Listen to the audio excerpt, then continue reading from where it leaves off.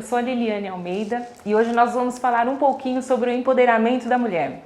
Antes de falarmos sobre o tema, eu queria falar um pouquinho de mim.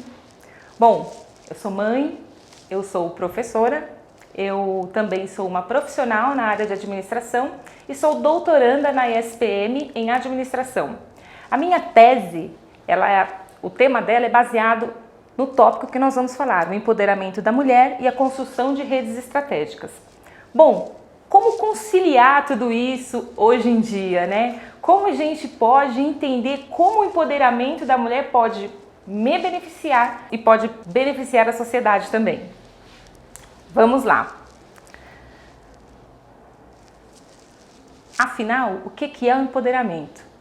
O empoderamento ele é diferente do feminismo. O feminismo ele está baseado em regras políticas e leis, né, para defender a mulher e defender a igualdade da mulher e o homem. O empoderamento ele trata do individual. Ele vai falar do desenvolvimento da mulher individual e da atuação dela na sociedade. Como que ela pode se envolver, como que ela pode se empoderar a ponto de participar aí de todos os segmentos, seja na saúde, na educação, na política, na segurança, enfim, em todos os grupos que estão aí na sociedade se movimentando no nosso dia a dia. Esse tema empoderamento da mulher é um tema bem novo, bem recente. Apesar do movimento feminismo já ter muitos anos, o empoderamento foi usado pela primeira vez em 1988. E hoje a gente ouve com mais frequência esse tema. Ele é um debate teórico que transita em pesquisas sobre o desenvolvimento e a atuação da mulher, que é sobre isso que nós vamos falar, e a importância da conscientização, não só da mulher, porque nós, mulheres, não vamos conquistar esse espaço e não vamos nos empoderar se nós não conscientizarmos o todo, a sociedade. Então eu estou falando de mulheres, de homens e de crianças. E como isso vai acontecer? Nós vamos entender já já. Bom, então empoderar, para a gente finalizar esse tópico, é ter consciência e tomar poder sobre si. Eu trouxe uma imagem para a gente refletir. Vamos olhar um pouquinho. Aqui eu tenho uma imagem, de um lado fez até muito sucesso aí na internet, está rodando bastante. De um lado eu tenho aqui igualdade e do outro lado eu tenho equidade. Igualdade é dar às pessoas as mesmas oportunidades. E equidade é adaptar as oportunidades deixando-as justas, num universo consciente. E aí nós vamos entender que o empoderamento ele vai trazer para nós um resultado, um significado de equidade, onde nós tratamos os homens e as mulheres com igualdade, porém cada um com a sua devida necessidade, com a sua devida característica. Porque nós precisamos entender que apesar da gente buscar espaço no mercado igual ao homem, o mesmo espaço que o homem tem, os mesmos benefícios, o mesmo reconhecimento, nós precisamos entender também que nós mulheres temos características diferentes das dos homens. E é isso que faz, essa somatória que traz um resultado bem bacana para todo mundo. Então vamos lá. A mulher, ela tem vários desafios e eu vou fazer uma pergunta para você. Quantos papéis você atua aí no seu dia a dia? Como eu falei no começo, eu sou mãe, tenho uma de 18, uma de 10, né? Parei por aí. Por quê? Porque eu decidi estudar, eu decidi me dedicar à minha profissão. E como que a gente adequa e faz e transita por tudo isso, né? Eu estudo, eu trabalho, eu tenho filhos, eu tenho uma casa para fazer gestão dessa casa, eu tenho família, eu tenho pais, eu tenho meu marido. Como que a gente trabalha com tudo isso? Então a mulher enfrenta desafios no dia a dia dela todo o tempo, além de se cobrar muito. Então nós temos uma sociedade patriarcal, uma sociedade que vem com uma cultura de valores e padrões onde a mulher tem o seu papel doméstico, né? A maternidade, isso é até uma escolha ou não hoje da mulher, mas hoje existe ainda e é um viés inconsciente carregado pela sociedade, não só pelos homens, mas pelas mulheres também. E o empoderamento ele só será possível quando a mulher, o homem, a criança e a sociedade ter consciência disso. Nós temos as religiões que também, né, têm um papel importante aí na formação da mulher, da sociedade. E aí, olha só que engraçado, o direito ao voto feminino da mulher. Porque todas as leis no passado elas eram pensadas no homem, né? E a conquista do voto feminino é uma conquista que hoje a gente pode pensar assim, nossa, que absurdo, a mulher não podia votar? Como que isso podia acontecer? Mas isso realmente aconteceu. E a primeira vez que uma mulher votou, aí eu tô falando a nível mundo, foi na Nova Zelândia em 1893. Depois na Finlândia, em 1906. E que engraçado, o último país a liberar o voto feminino foi em 2015, neste século, na Arábia Saudita.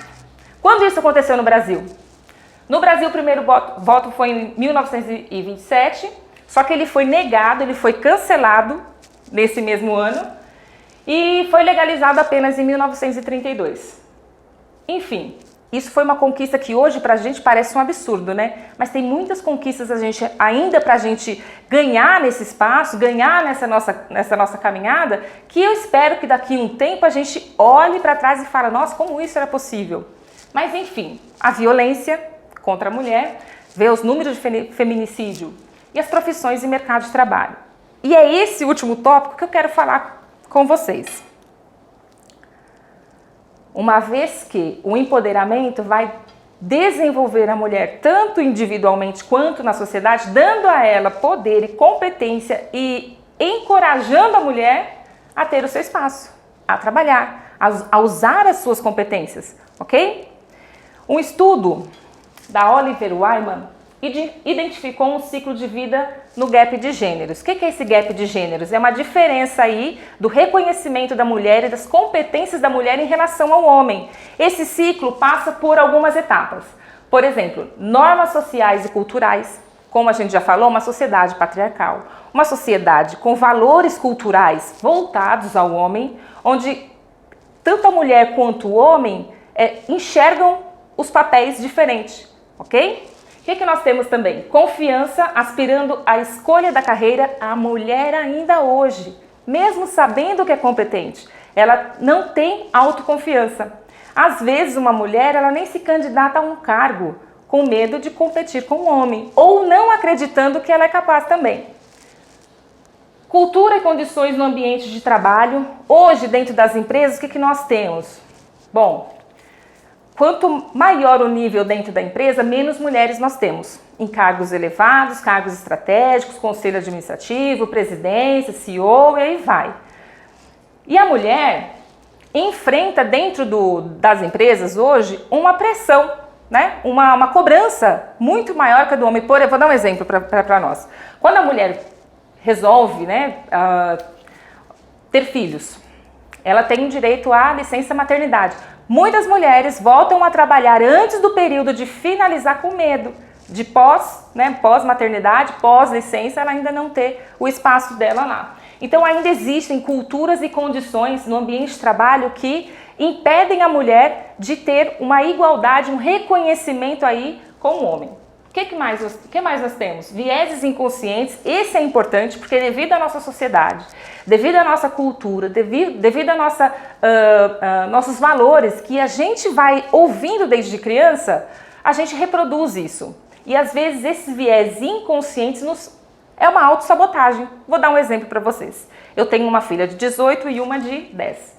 E eu sempre usava o termo com elas assim: vocês são meninas, vocês não podem agir assim. Uma das minhas filhas sempre falava: mas mãe, para com esse discurso de menina, de menina. Eu falei: mas eu só tenho menina, por que eu vou falar de menino? Né? E eu achei engraçado. Um tempinho depois eu comecei a entender que o meu discurso estava criando um padrão e talvez enviesando as minhas filhas, que aquele tipo de comportamento era de menina e meninos não poderiam ter. Então eu mudei um pouquinho o meu discurso. Esses vieses inconscientes precisam ser identificados. E só depois de identificado é que eles podem ser curados, cuidados. E a mulher se empodera. Nós temos também processos de avaliação e progressos de carreira. Hoje, dentro das empresas, será que as empresas estão preocupadas de fato com o plano de carreira da mulher? Existe um plano de carreira, como eu posso dizer, que ampara a mulher? Ferramentas internas ou do endomarketing que fazem esse trabalho, esse papel, empoderando a mulher, conscientizando os gestores, homens, para dar espaço a essas mulheres competentes. Muitas vezes, empresas perdem mulheres competentes por não reconhecer o papel que ela tem, não reconhecer o potencial que ela tem, não dar espaço para essa mulher dentro da empresa. O que mais nós temos?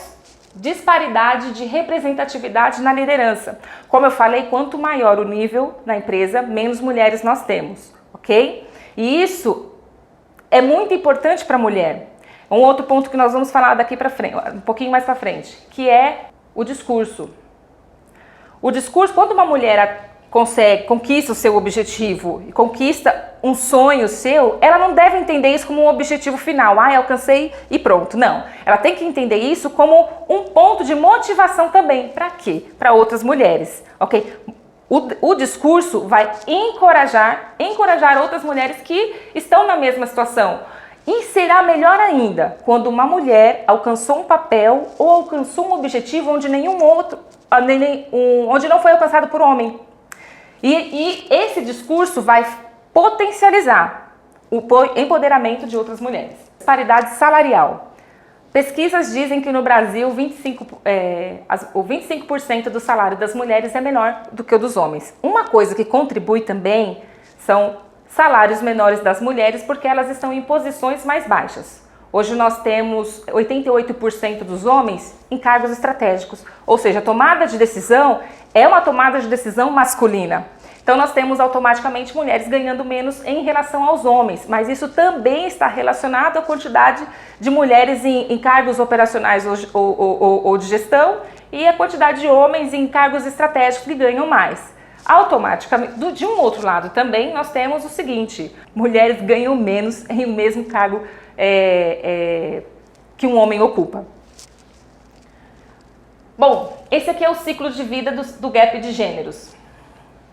Como que nós podemos mudar isso?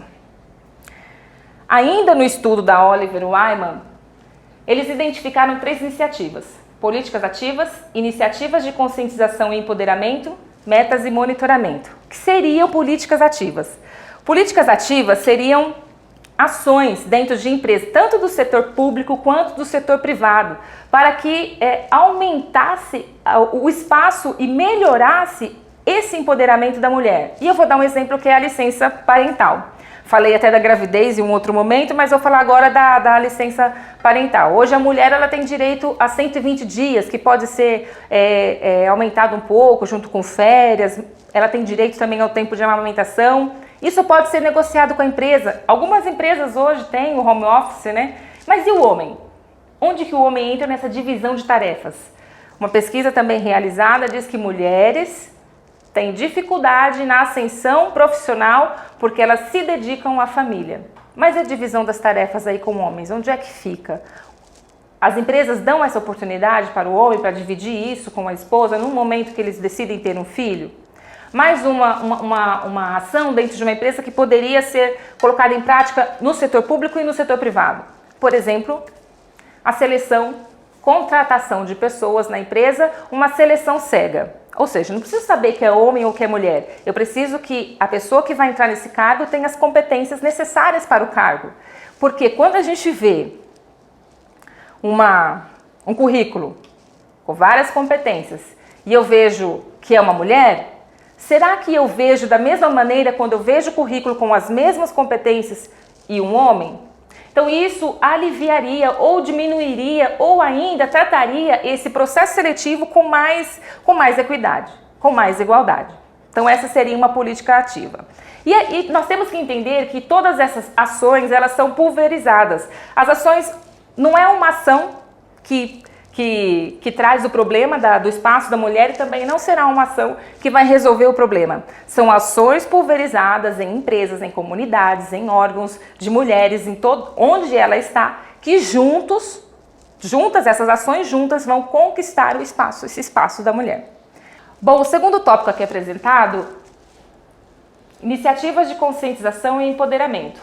O que seria isso? Bom, essa iniciativa de conscientização pode ser considerado como uma iniciativa tanto dentro da empresa, quanto dentro de grupos, quanto dentro de comunidades onde a mulher está inserida e pode ser iniciado tanto pela mulher quanto pelo homem, conscientizando essas pessoas que estão envolvidas nesse grupo. Isso é importante porque, conscientizando, as pessoas vão se engajar. Como que eu vou me engajar por uma causa, por exemplo, das tartarugas marinhas, se eu não estou consciente desse problema, como eu vou me engajar, por exemplo, pelo problema de falta de água, se eu não tenho consciência desse problema? Então, o empoderamento da mulher precisa primeiro ter uma iniciativa de conscientização, para que as pessoas entendam e se engajem nesse movimento. Então, é uma iniciativa de conscientização para empoderar, conscientização e empoderamento. E o terceiro, metas e monitoramento, que são metas, uma vez tendo políticas ativas, uma vez tendo iniciativas de conscientização. Eu preciso ter metas, e essas metas podem ser elaboradas depois de um monitoramento. O monitoramento é identificar quantas mulheres eu tenho na minha empresa, quantas mulheres eu contratei para cargos estratégicos, quantas mulheres estão na tomada de decisão da minha empresa. E aí eu estabeleço metas. Bom, a partir de agora eu gostaria de ter pelo menos uma mulher no meu conselho. Gostaria de ter pelo menos uma mulher na minha equipe estratégica. E assim eu vou incluindo, conscientizando, criando políticas ativas, estabelecendo metas e cumprindo essas metas. E atenção, para que eu estabeleça metas, para que eu faça as pessoas participarem, eu preciso conscientizar. Então, essa cultura patriarcal, essa cultura organizacional, as pessoas que tomam decisões são pessoas que vêm de uma sociedade patriarcal, que vêm com valores já embutidos em si, que precisam estar conscientes disso. É importante que essas pessoas tenham uma comunicação assertiva, uma comunicação interna, uma comunicação que agrega, que inclui, uma comunicação de empatia com essas pessoas. A gente não tem como conscientizar forçando a pessoa a aderir à nossa causa, engajar na nossa causa, porque aí não vou ter resultado. A pessoa não vai se empenhar para isso. A conscientização faz com que a pessoa por si só tenha vontade de resolver essa questão, tenha vontade de fazer parte desse projeto, desse processo, para que possa resolver essa questão, que possa fazer parte de um resultado que tem resultado positivo para todos. E quando eu falo que o empoderamento da mulher tem resultado para todos, porque a mulher empoderada, ela tem uma mudança de comportamento individual, uma participação na sociedade, com isso todo mundo ganha. Ela tem capacidade, ela está encorajada para assumir todas as suas competências, colocar em prática todas as suas habilidades. Isso traz resultado positivo para ela, para a equipe dela, para a família dela, para os filhos, onde ela está inserida. É assim que a gente deve olhar. E qual a importância da conscientização? Bom, eu já disse um pouquinho, mas a gente vai falar de crianças, de homens, sociedade, empresas, líderes, setor privado, setor público. Por que as crianças? Porque as crianças, desde pequenas, elas são, direcionadas, por exemplo, os meninos, a escolher profissão de menino e as meninas escolherem profissão de menina. As meninas ganham bonecas, ganham casinhas e elas estão... você vai ter filho, vai casar, vai cuidar de casa. E o homem vai ser engenheiro, vai ser advogado. Tanto que nós temos poucas mulheres nessas áreas. Temos poucas mulheres na área de ciência, tecnologia, engenharia e matemática. Nós precisamos conscientizar essas crianças que a profissão é para homem e é para mulher. Já vou trazer uma questão para a gente analisar bem. Os homens. Bom, olha só que dado interessante. 52% dos homens reconhecem a causa do gap de gêneros. Desses 52%, apenas 38% estão engajados. Como eu falei anteriormente, a gente fala da conscientização. Mas se eu não quiser, eu não vou ajudar a resolver esse gap. Desses homens, 88% estão em cargos estratégicos, que tomam decisão. Onde estão as representantes líderes das mulheres? Onde as mulheres estão? Então, nós precisamos conscientizar cada vez mais crianças, homens, sociedade, para que se engajem, para que encorajem, outras mulheres a fazerem parte disso. Empresas que criem metas, políticas ativas, que criem projetos de inclusão da mulher, líderes homens e líderes mulheres, e o setor público e o setor privado. Hoje nós temos uma lei que ampara a mulher. Na verdade, não fala nem da mulher, mas diz que as pessoas não podem ganhar salários diferentes no mesmo cargo. Mas onde é que está o erro? Por que a gente vê que 25% do salário das mulheres em média é menor que o do homem? Isso segundo números, estatística, isso no ano de 2017. Por que isso acontece? Onde será que está a questão? As mulheres têm problema, sim, mais dificuldade em ascender a carreira porque elas têm dificuldade, uma autossabotagem, de não acreditar em si, da insegurança, de não estar disposta a enfrentar aí uma promoção ou a enfrentar uma disputa por um cargo com um homem. Quantas vezes a gente não ouviu desistir no meio do caminho, tive filhos e parei minha carreira, estou recomeçando. Quantas mulheres a gente não ouviu por aí? Provavelmente vocês devem conhecer alguém. Minha mãe abriu mão da vida dela por conta para cuidar da família. E como que ela voltaria ao mercado de trabalho? Então nós temos muitas questões envolvidas, temos muitos valores envolvidos e as mulheres precisam ser conscientizadas e encorajadas para que elas possam se transformar individualmente, o comportamento e socialmente, fazer parte aí de vários setores na sociedade. E o setor público e o setor privado, porque todas essas iniciativas, essas políticas ativas, valem para os dois setores. Outro ponto importante são os depoimentos. Depoimentos, declarações, afirmações e testemunhos têm um poder fundamental na vida de outras mulheres. Vou dar um exemplo, a Lady Diana, a senhora do Magazine Luiza. Quando eu vejo mulheres que conquistaram um espaço que antes nós víamos apenas homens conquistando, eu fico assim, que legal, nós também podemos chegar lá, eu posso chegar lá, minha filha também tem espaço, outras meninas terão espaço, então nós precisamos ouvir depoimentos de todas as áreas, seja da música, engenharia, direito, mulheres alcançando espaço onde antes nunca tinham sido alcançados, para que encorajem outras meninas também, que encorajem outras mulheres também. Eu tenho certeza que às vezes existem mulheres, tá me assistindo, ou você viu o depoimento de alguém, eu queria tanto fazer isso. E aí eu vou lançar uma pergunta. O que você já desistiu de fazer por ser mulher? Por pensar assim, isso não é pra mim, eu não vou conseguir. Quantas coisas você deixou de pedir ou de falar numa roda de amigos, de amigas, ou num local? Você deixou de se pronunciar por ser mulher. Como será que eu vou ser vista? Como será que vão me ouvir? Como será que vão interpretar a minha fala?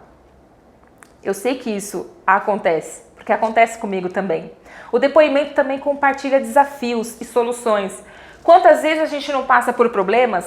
Por exemplo, desafios da maternidade. De novo, por quê? Porque envolve muito a mulher, envolve 100% da mulher. E hoje a gente vê nas redes digitais, nas redes sociais, desculpa, mães blogueiras.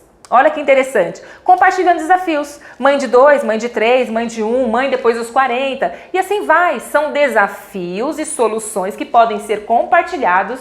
E outras mulheres também, às vezes têm, ou às vezes não, tenho certeza que têm os mesmos problemas. E gostaria de ver como outras mulheres passaram por isso também. Vocês nunca assistiram alguma cena de filme ou leram alguma matéria onde vocês pensaram assim, não acredito, ela teve esse problema? Não acredito, ela passou por isso? Por quê? Porque a gente imagina que só a gente tem problema. A gente encastela o problema aqui, não fala com ninguém e depois acha que isso não tem solução. Essa é uma das importâncias dos depoimentos. O que mais? Reconhecer o sucesso não apenas como objetivo final, como eu já fui falado, e o mérito, mulher, é todo seu. Nós precisamos reconhecer o sucesso e precisamos reconhecer o mérito.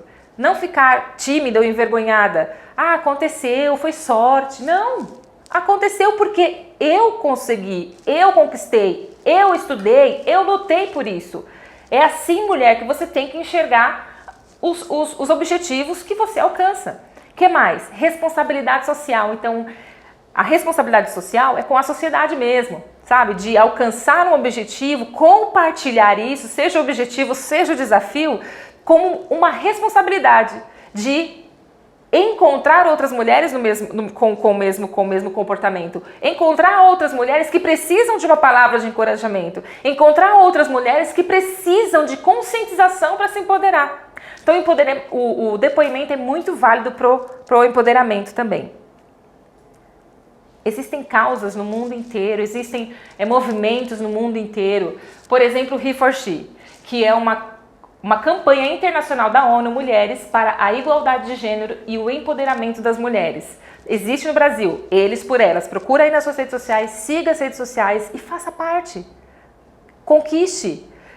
Entre também nesse meio, entre nesse movimento e dê a sua contribuição também. Como que eu posso contribuir? Procure na sua cidade, procure em plataformas, converse com suas amigas e engaje também onde você está. Os homens, as crianças, com palavras de motivação, com palavras de encorajamento, com palavras que vão empoderar, com palavras que vão dar espaço, com palavras que vão incluir. Isso é muito simples, é muito fácil e é gostoso, porque às vezes você conversa com alguém e alguém estava precisando, na verdade, só de uma palavrinha.